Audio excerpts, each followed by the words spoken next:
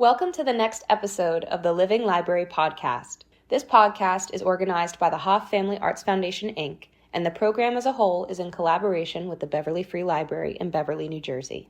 It is in this podcast that we strive to answer the question, who's recording history happening right now? The Hoff Family Arts Foundation hopes to do this by bringing in notable people from the community and notable workers from the community to sit down and talk about their experiences growing up in our little city.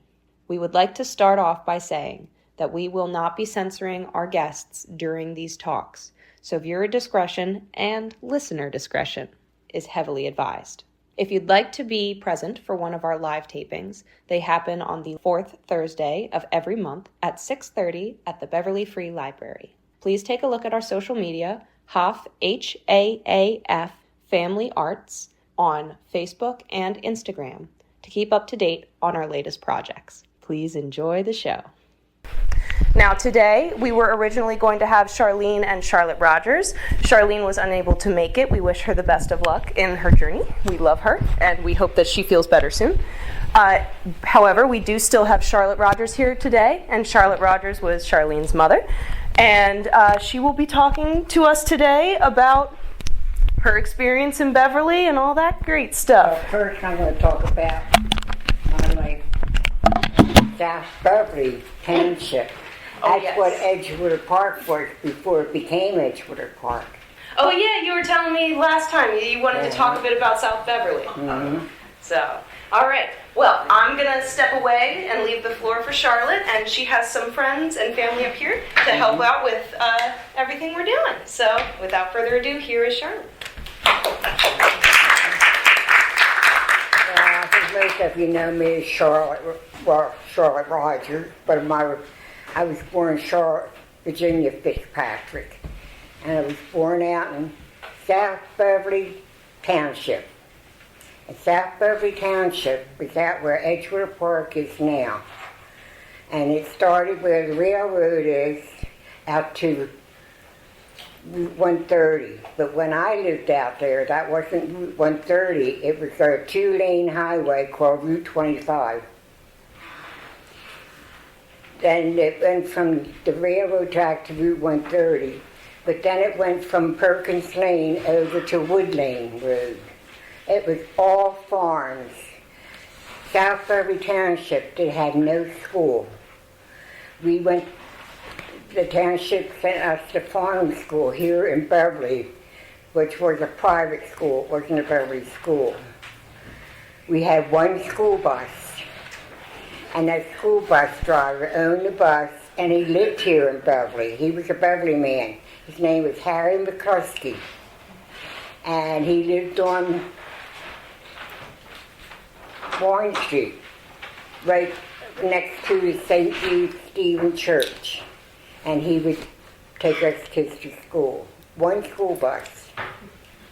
We didn't have no stores except one little corner store on the corner of Green Street and Wall Street. And it was just like a little store like Frank and Dave's. Right. They sold ice cream and candy and cold cuts and a few things, but we had to come into Beverly to do all our shopping. And while I was out there, I was born in 1931 in January during a blizzard. And the doctor could not get in out there to help deliver me, and because of the blizzard. But my grandfather lived 2 houses from the Versace's farm, and Mr. Versace took one of his farm horses and brought it over to my grandfather's house. And my grandfather owned an old, big, red sleigh, like a Santa Claus sleigh, like you see where in a Santa Claus play. It was for adults, it wasn't a toy. Somehow my grandfather and Mr. Versace hooked that horse up to that sleigh and rode in town to get the doctor to come out and deliver me.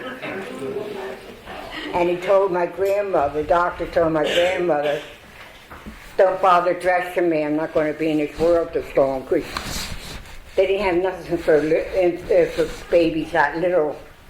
My grandmother threw him out of the house. But they kept me at my grandmother's house because they had a great big pot-belly stove, and they wrapped me all up in that, next to that. But my grandmother, twice a day, she would wrap me all up, and all you would see was my nose and my eyes. And she'd put me in a baby coach and took me out on the porch 10 o'clock in the morning for 10 minutes. Then she'd take me out 3 o'clock in the afternoon for another 10 minutes. The neighbors called the police. They thought they were cruelty to me, and the doctor said that's probably what saved my life, by getting that fresh air. Mm-hmm. So I went to farm school, and we didn't have no church or no Sunday, nothing like that. We come into Beverly to go to Sunday school. But the Sunday school we went to was down by the river on Broad Street, where the little white church is. I think it's the Calvary Baptist Church now. And that used to be called the Grace Chapel. And it was owned by the Beverly Presbyterian Church. And that's where the South Beverly kids went to Sunday school. And the superintendent of our Sunday school, his name was Mr. Painter, and he lived on Manor Road in a big gray house toward the river that has the plaque in front of it. That was Mr. Painter, and our two Sunday school teachers was a Mr. and Mrs. Perkins that lived on the corner of Warren Street and Perkins Lane. And I remember that.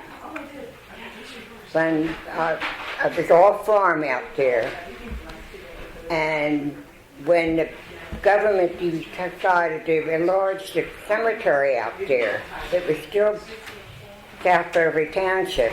And that is why that cemetery is called the Beverly Cemetery, because it was Beverly back then. Then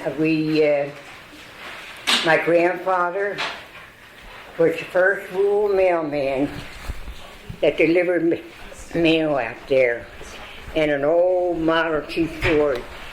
And there he is in an old Model T Ford that delivered mail. And the farmers all out where he delivered mail, it was out where Williamsburg is, but it was Levittown and Williamsburg, but before that was Charleston. That was all Charleston, named Charleston. It was all farmers out there. And my father in the summer, he would take us out to Charleston, almost all the way out to Grand Cocos Woods. And we'd go back this dirt road to the Grand Cocos Creek, and that's where we went swimming to a place called the Irish Wharf. I don't think anybody ever knew about that. It was a little place they called the Irish Wharf, and that's where we just went swimming. Olympia Lakes wasn't Olympia Lakes, it was the sand hole.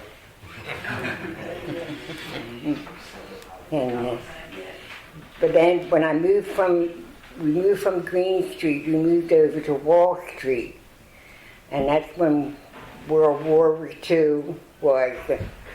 And my two older sisters and I, we used to walk to the end of Wall Street and look through the fence. Every day there was 2 or 3 military funerals from World War II. It was a sad time. It really was. But then from there, I moved to Riverside, so I didn't know none of the kids in Beverly, but I knew some of Kenny's friends from high school because the farm school sent their kids to Burlington High School. And when I went to Riverside, I lived there. I worked in a watch case, but they didn't make watches then. They made shells for the Navy for their guns on the ship. I met Kenny, a couple of my friends and I, we come into Beverly skating rink, and that's how I met my husband, at the Beverly skating rink. We started going together when I was about 17, and we started really dating when I was 18. Well, back then they were drafting the men in the Army yet because of the Korean War. And Kenny didn't want to go in the Army, so him and a couple of his friends here in Beverly joined the Naval Reserve. And he had to go to Seagirt 1 week a month for training. But when he graduated from high school, he couldn't get a job because the first thing they would ask him is, did he serve his time in the service yet? And he'd say, no. Well, they wouldn't hire him. They'd say, we can't hire you because as soon as you start working, you'll be drafted. So Kenny asked me if I would still go with him and write to him and wait for him if he enlisted on active duty, and that's when he went on active duty in the Navy.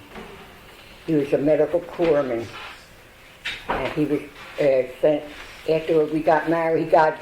We got married in 1952, and he had a 10-day leave to come home and get married. When he went back from that leave, that's when he got notice that he was going to be sent over to the Pacific Coast, Korea and all that. So I lived with my mother while he was in service. But he told me that when he got out, we were going to live in Beverly.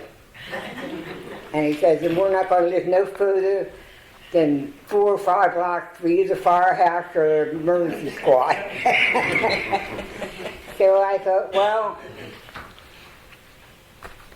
I'll just have to make his life my life. So he was a fraternity member of HOPOs and an active member of number 1. He also was chief of number 1. He was charter member of the emergency squad, and he belonged to the American Legion.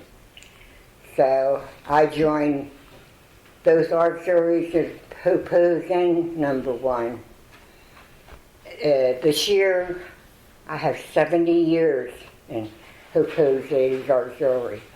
Wow. And number 1 auxiliary. HOPOs I kind of stopped going to because he was more active in the HOPOs number 1. Some of us ladies from the fire company joined the Burlington County Fire Ladies Auxiliary. And I became a life member of that. And I had 37 years in there, but then they disbanded. Then I joined the state auxiliary, some of us ladies. They only had 4 meetings a year. 2 meetings had to be up south, down South Jersey, and 2 had to be up North Jersey. And then the last week in September, we had a mini convention in Atlantic City. And Pat Charlene and I just went to a convention for the state the first week of this month. And we had to go all the way up for township to Laurelton to the meeting. And when we went to the conventions, that's when we found out which part of the state we were going to have to go to. I didn't run for any office in the state because I couldn't do all the traveling that it required. But I want to show you this. My precious great granddaughter-in-law, that's Danny, my grandson's wife. For my 80th birthday, she made this for me with the year I was born. I'll let people pass it around and look at it if they want. And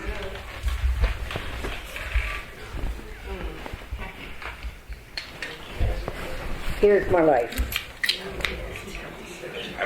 Here's number 1, auxiliary. Here's Burlington County auxiliary.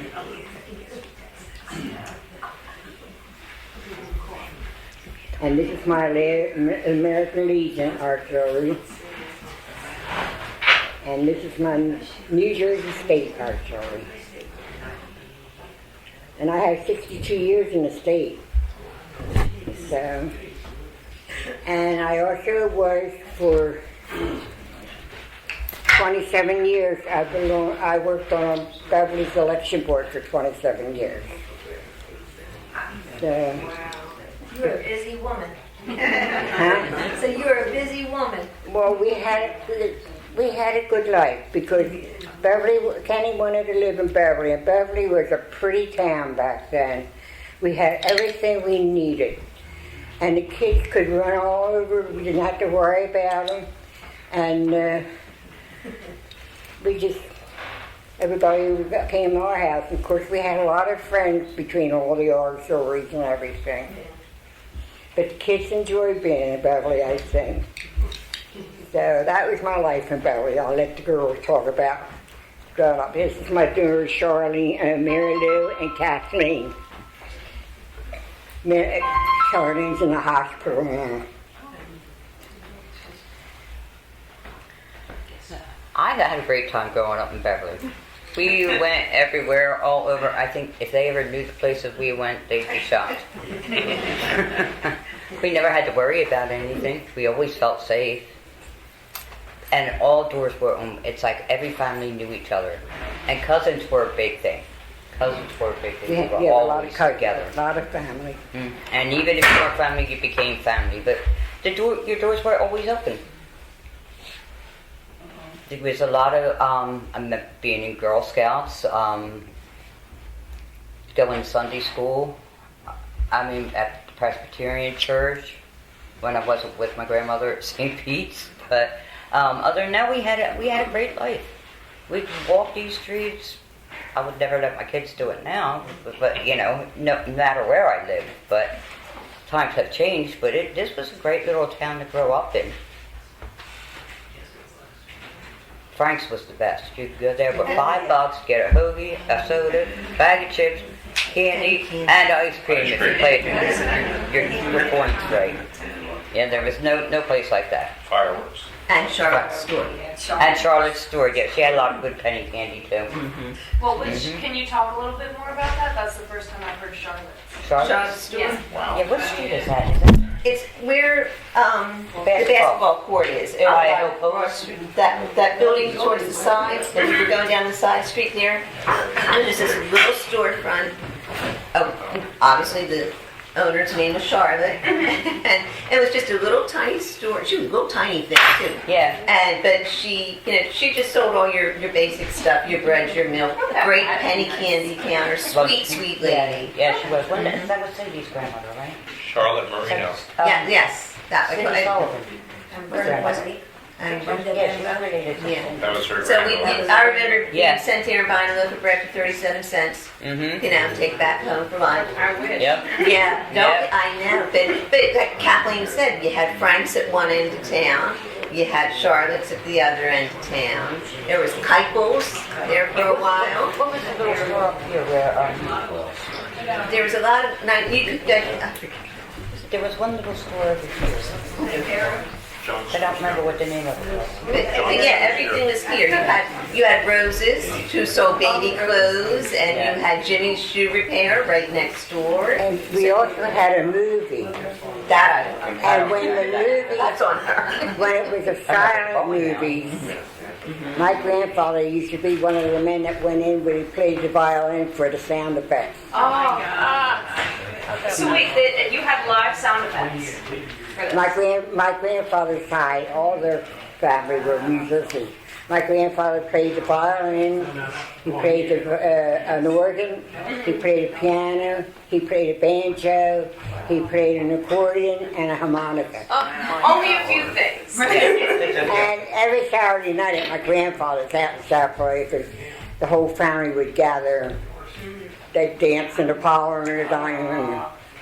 It was a great life out there, but it was sad too during World War II. Do you remember any favorite songs you would listen to growing up? If you mind if I ask? If it's too hard, don't worry about it. I remember some old songs, but I can't remember them offhand. Okay, thank you. But You used to make every Halloween. She would make. It was just tradition.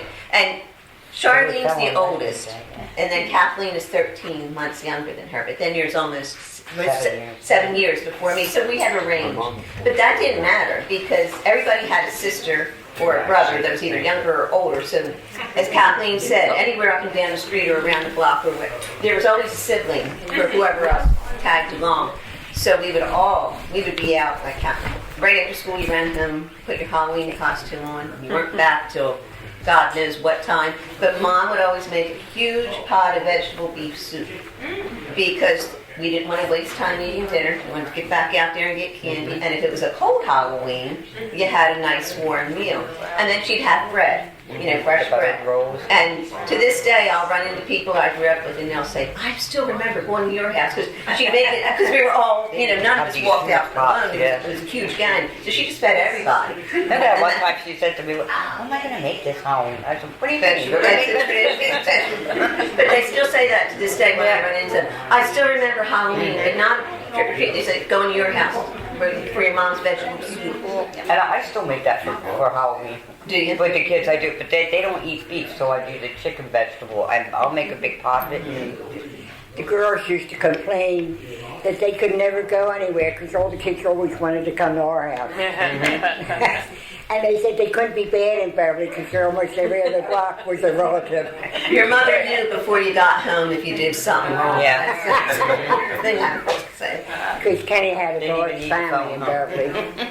He had a lot of aunts and Tell uncles in me Beverly. about Poppy's house. Yeah. Poppy Rogers' house. Oh, yeah. And Uncle Kenny living on Bridge Street. Oh, on Bridge Street, yeah. Okay. I remember that. I loved the garden and the lilacs. Yeah. Roses. That was We and all had roses. gardens. Yep. Hmm. Out in South I have to Beverly. admit that the garage scared the hell out of me. Well, I don't know why, but Yeah, it was. You know what else happened in 1931? What? Burlington Bristol Bridge. Yeah. well, It's on her card. It is? yeah. I don't know if one It or not. used to be. Memorial Day weekend. But I do know that. Yeah, my mom was born in Burlington, half a block from the bridge, in 1931. Yeah, remember going across that bridge for 25 cents? I remember a nickel. A nickel? Yeah, it was a nickel. Yeah, you used to just throw the change right in that little basket thing that was Yeah, attached. yeah. Yeah. What was that factory you worked for that was by the railroad? That was a factory Mr. Campbell owned it. He made plastic bags for the Navy, for them to store food in on a ship. Oh, wow. I worked there for about 2 years and then they closed down. Wow. But I was a plastic, right there, it's a white building.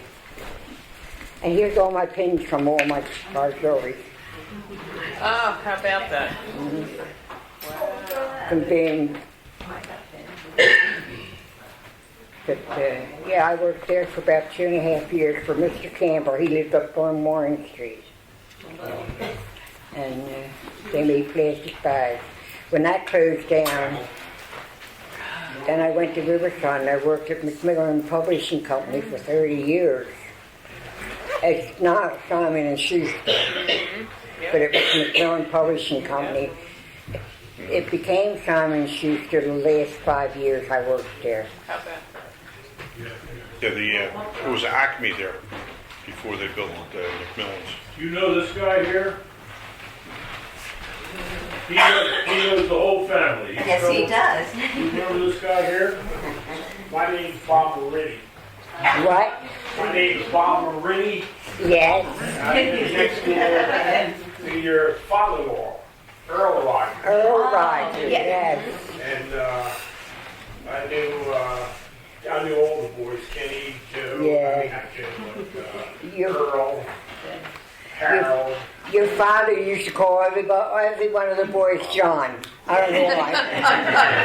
He used to call every one of the boys John. And it's funny because they called each other John too. Yeah. Him and Uncle, as we got it, I remember Yeah. that as kids, they used to call each other And John. I remember They're all John. I was raised by Charles and Geraldine Harmon.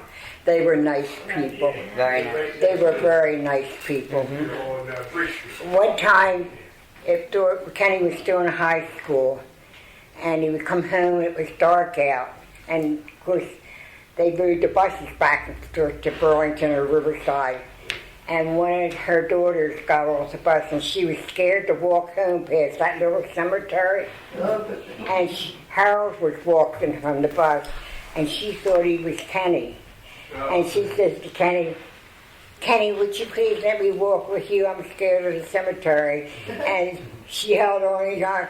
And her mother the next day told her what a gentleman Kenny was for being.